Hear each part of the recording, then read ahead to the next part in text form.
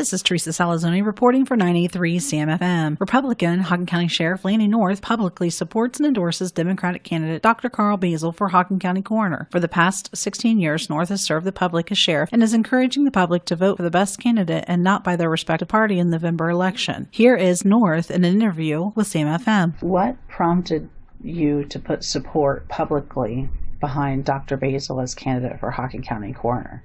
Dr. Boesel, he's a well-qualified person. I believe he's going to be congenial to work with. He says he will work with law enforcement, which is what we've not had in a number of years with our county and our county coroner. He's well-qualified. He's got over 13 pages of his resume, qualifications listed. He's a pathologist.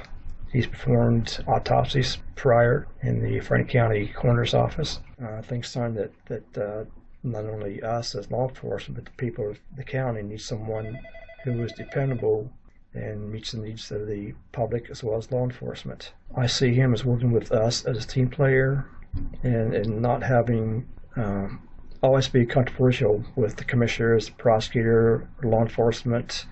I see Dr. Boesel as a cooperative person to work with.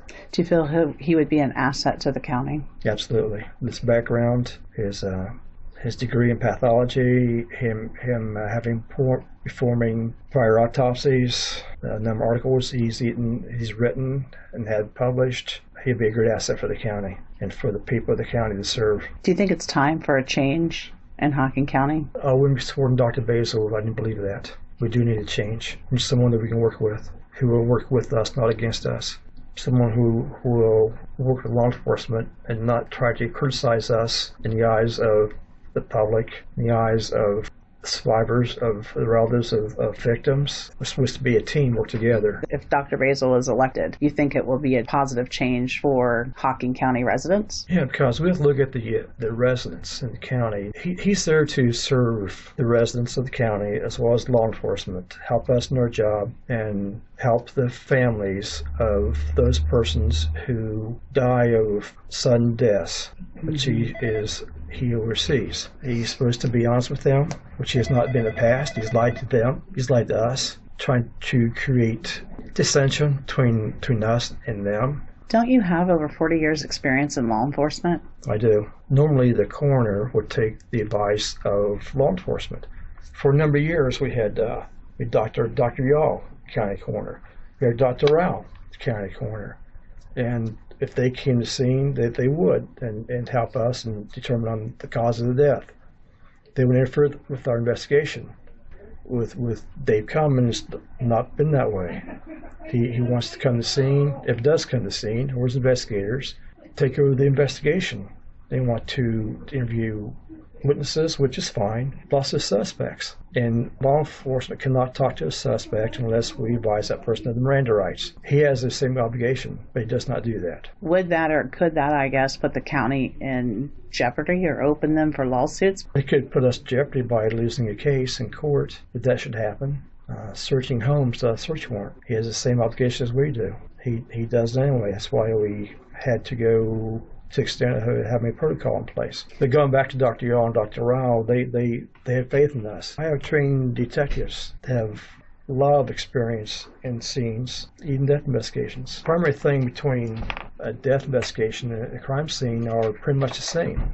The only difference is you have a body to deal with, the cause of death, and that's it. So having his trained investigators, to me, is just redundant to have them and us two do the same job together. It's a total waste of taxpayers' money. If they knew that what he's cost us over the years and what's costing us now, he's got 2 investigators he pays a salary every month just to be on standby, whether they get called out or not. Have there been scenes, I guess is the correct word, where the sheriff's office or the Logan Police Department have responded, but nobody from the coroner's office has came? So neither investigator was available or the coroner himself wasn't available? Numerous times.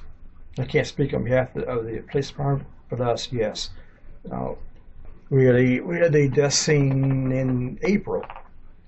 It was a suicide. And Dave Cummin showed up. Our policy is now that once the coroner shows up or his investigator shows up, if it's not a homicide, we turn the scene over to him because he says he's in charge of all death scenes, and we leave.